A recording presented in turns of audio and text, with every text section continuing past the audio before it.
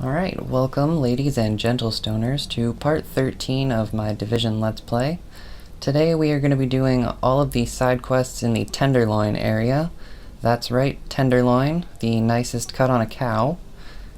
Beef plus fun equals Kobe's. And so we do have to go down into the sewers here for our first mission. We've got to find some sterilization supplies. I am going to leave this part of the video at double speed here because it is quite a lengthy run through the sewers. It's not very interesting, there's no fighting. And I did actually fuck up part of the recording later. One of the side missions decided not to save itself, so I did need to conscript one of my friends to create a new character. Since you can't redo side missions, I had to join his game to actually redo the mission.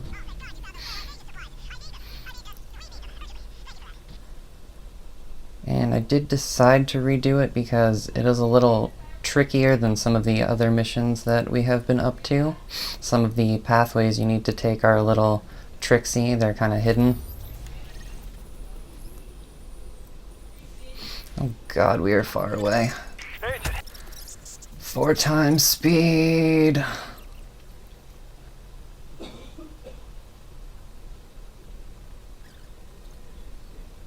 Actually, I think that was 8 times speed, but now we have to save some Tenderloin civilians. I don't know what a Tenderloin civilian looks like. Is it a piece of beef with eyes? That'd be weird.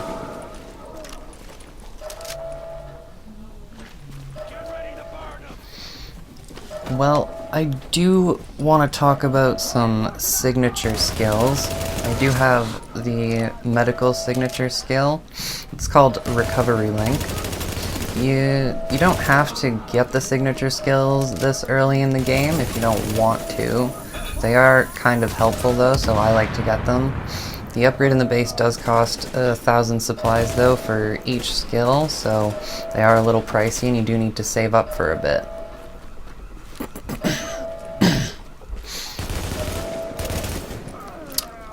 So yeah, Recovery Link, when you activate it, it will heal you and remove all negative status effects. It can also overheal you, which, if you forgot, is a little bit of extra health that appears over your normal health bar. It also applies the same effects to any allies within a 40-meter radius, with the addition that it can revive downed friends as well. The technical signature skill is called Tactical Link. It increases you and your friend's damage and critical hit rate. It's one of my favorite skills to use, but it helps if you know what enemies are coming next in a mission, since you can feel like you've wasted it if something with a bigger health bar than what you just killed comes along. As opposed to Recovery Link, where I have now, you usually only want to use that one when you're about to die or when your friends are dead, so it never really feels like a waste.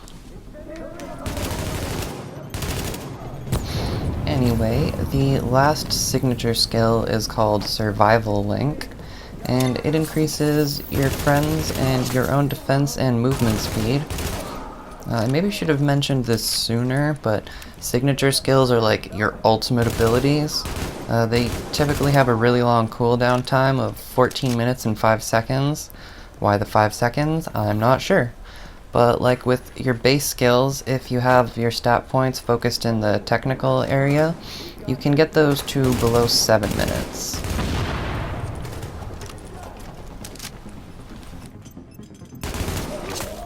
Well, call me a liar. The cleaners do have a sniper class.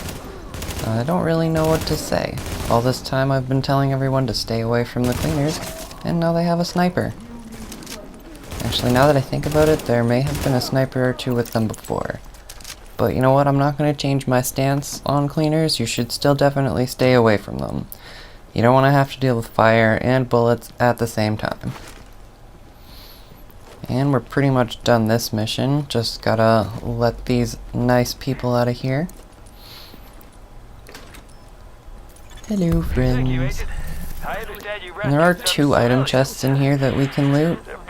Here's one.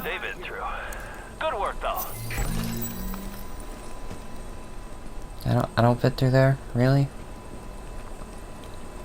Well, here's the other one.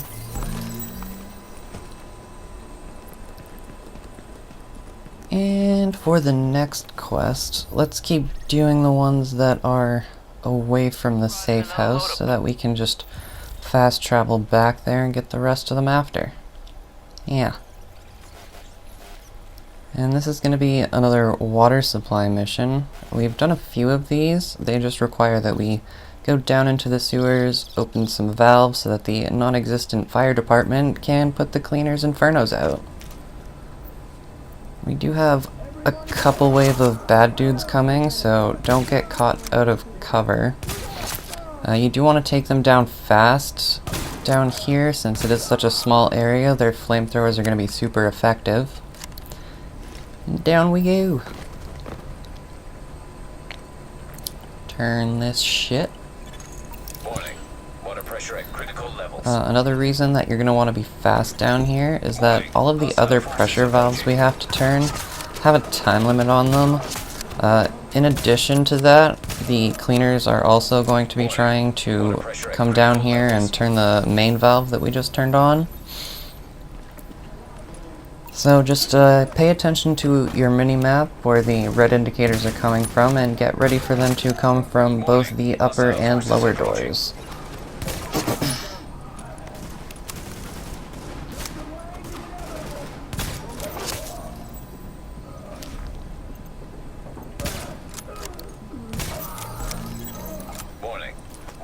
And so another thing that I want to talk about today is master mods on your skills.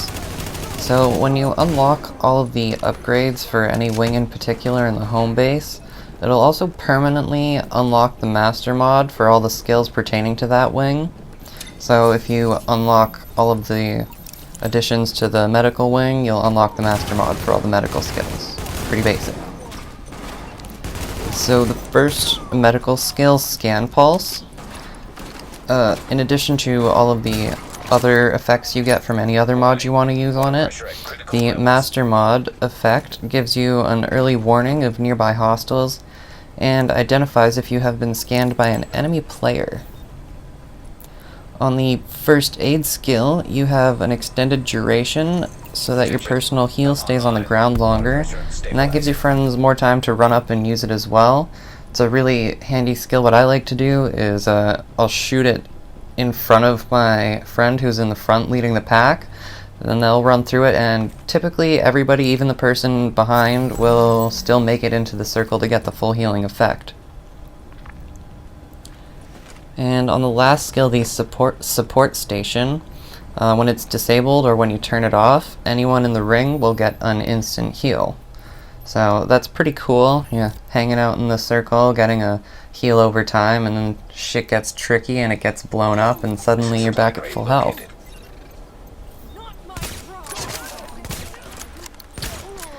Alright, and now we're going to do this supplies acquisition quest. This one actually takes quite a while. It's one of the harder types of missions that you can do in the division. So you see those orange hand markers over there? And we do have to go over there, pick up some extremely heavy boxes, and bring them all the way back over here. But the catch is that as soon as we come over here or touch one of those boxes or do anything, it's going to spawn another wave of bad guys to try and fuck us over. So you can take your time and kill all of the bad guys before you go and try and pick up one of the boxes. They will stop spawning eventually. There is a set amount of guys who are going to come after you. But for the sake of time, I'm going to try and do this as quickly as possible.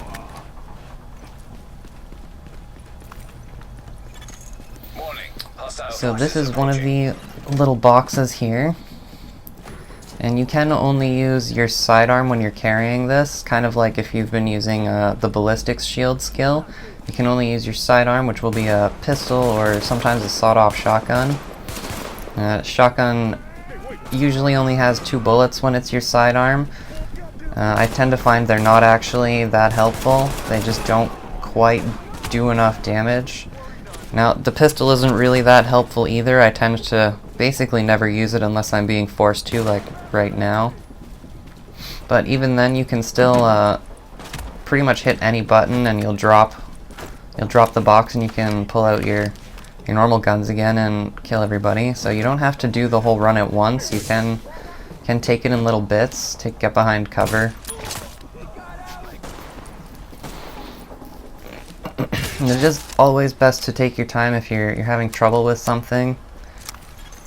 Warning, hostile forces approaching. Because usually in this game there's no infinite spawning enemies until you get to the dark zone. They will come back after a set amount of time, but out here in the world, especially in missions, there is a set amount of bad guys and you will definitely be able to kill all of them. Warning, hostile forces approaching. Got the second box now, and we are almost done.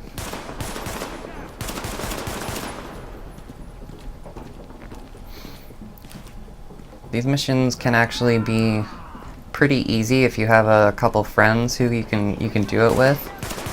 They don't ever have more than 3 boxes that you have to go collect. So if you have 3 friends for a full team of 4 people, then 3 of you just grab a box and 1 person can defend, and it's done as quick as pie.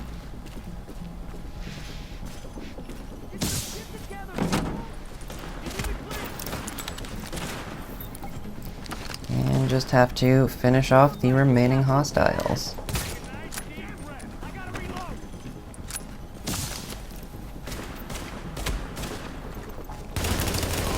And this, the next mission is the one that I actually messed up here.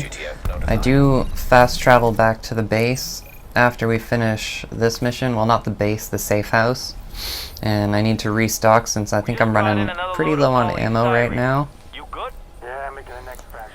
But when I do try to do the next mission, it actually doesn't work out so well.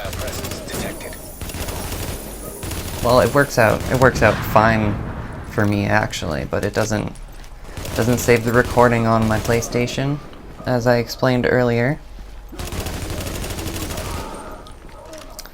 And it looks like I'm a liar again. It's not quite this mission. It's gonna be the next one probably.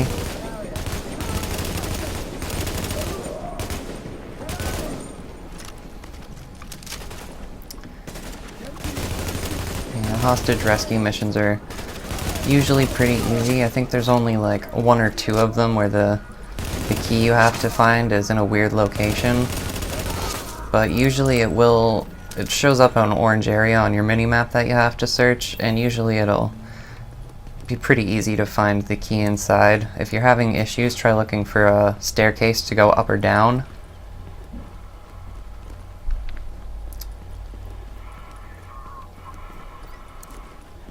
Why is the key behind? I can open this cell door to get the key, but I can't open this cell door right away. What kind of logic is that? The civilians have been secured. Thank you so much. That was terrifying. No, I need to go. Echo available for playback. Yeah, so here is where you'll notice down in the bottom right, I have my friend shadeslayaa on a level 5 character who he hasn't completed any of the quests. He can't even really get to the Tenderloin area yet. So I did join his game and just fast traveled over here to redo this mission for you. You'll notice I am level 13. I did actually record the next story mission before I noticed that I didn't have that 1 bit of side mission saved. So that's why I am slightly over-leveled now. But this is the part that always confuses me. You have to jump over this fence over here to get up any higher. I thought it was a barbed wire fence for the longest time when I first got to this quest. It was kind of embarrassing.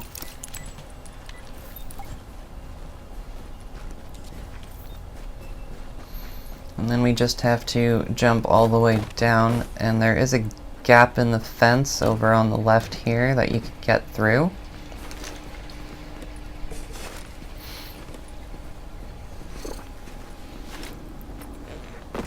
Hello, cat. My cat just jumped up on me. Well done, Agent.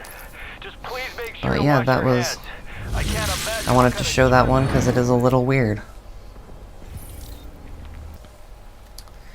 But this is the last mission that we have to do for the Tenderloin area now. Detected. And I don't usually show after this part, but you do have to run back to the safe house to get an extra blueprint and some more experience, and then it will put another side quest on your map to go to the next safe house that you should be going to. That way you can progress pretty accurately with your own level of stuff.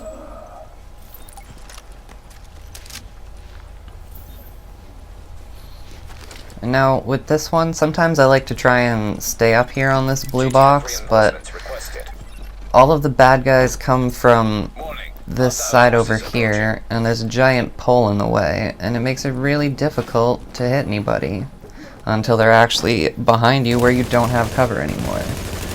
So I'm gonna try coming up front over here this time. Hopefully this works out better.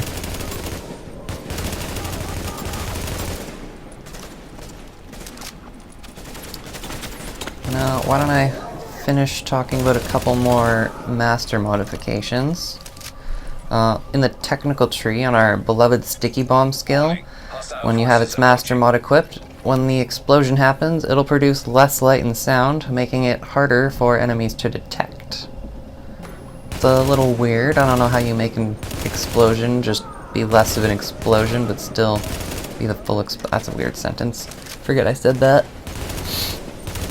When you turn off the turret manually, it will explode when you have the master mod on, but if somebody shoots it and breaks it, then it won't explode. So you do have to be careful with that master mod if you want to get the full effect. Hostile forces approaching. And with the third technical skill on the Seeker Mine, it gains the fun ability to bounce up and over low cover objects instead of going around them, which usually if you have to shoot somebody else's Seeker Mine that's coming at you, it's pretty easy to take it out if it's taking its time weaving around through all of the different cover objects, but when it's going up and over them, it's actually a lot more difficult to shoot it, if you can imagine.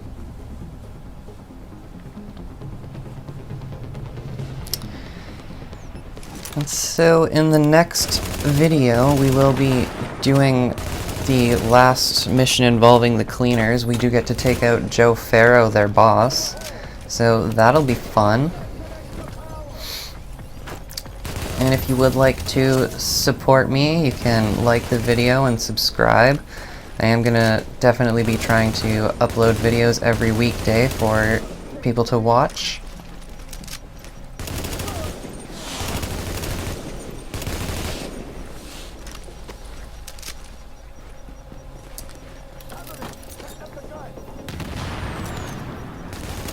Take my grenade.